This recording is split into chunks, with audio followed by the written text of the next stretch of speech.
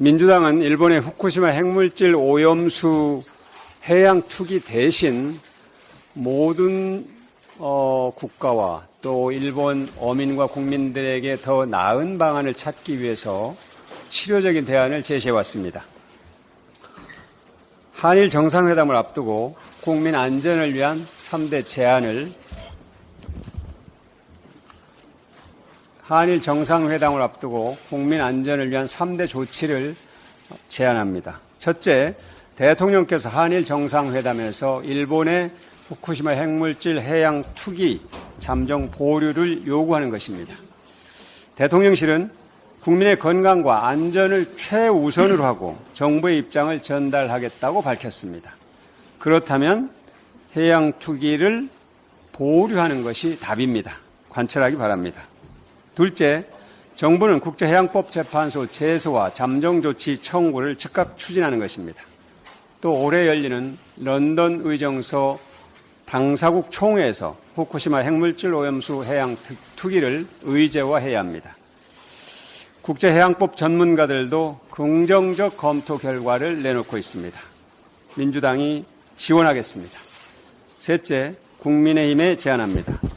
그로시 IAEA 사무총장은 민주당의 환경과 건강, 생태 관련 국제기구와의 거버넌스 구축을 검토하겠다고 답했습니다. 국민의힘이 민주당과 이 사안을 공동으로 추진해 나가기를 제안합니다.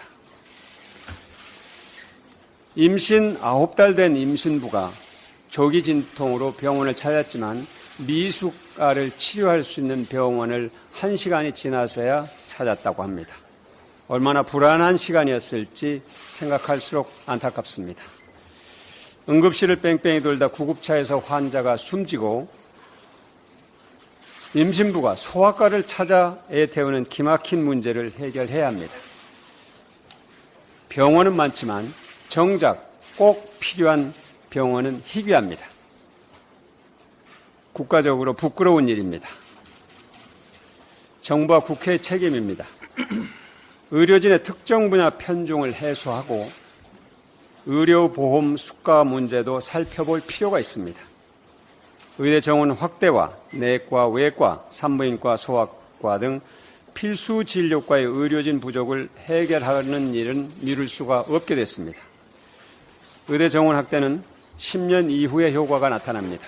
당장의 진료 공백을 메울 단기 대책도 필요합니다. 우선 전국의 필수 의료 거점 기관인 지방 국립대병원의 의료진과 장비 부족 문제를 해결하는 일이 시급합니다. 민주당이 입법과 예산으로 뒷받침해 나가겠습니다. 국회는 있지만 회의는 없습니다. 여당이 위원장을 맡고 있는 국회 상임위원회가 아예 회의를 열지 않고 있습니다. 국회 운영위원회와 국회 기획재정위원회, 과방위원회는 우리 당의 요구에도 불구하고 아예 문을 닫고 있습니다. 집권당의 직무유기입니다.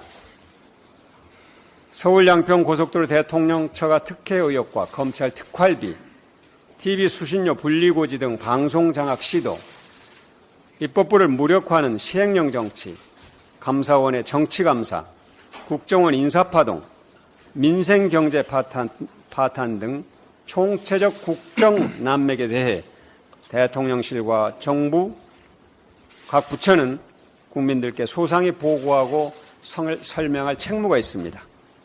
그래서 강력히 요구합니다. 국민의힘은 현안이 쌓여있는 국회 상임위를 당장 열어야 합니다.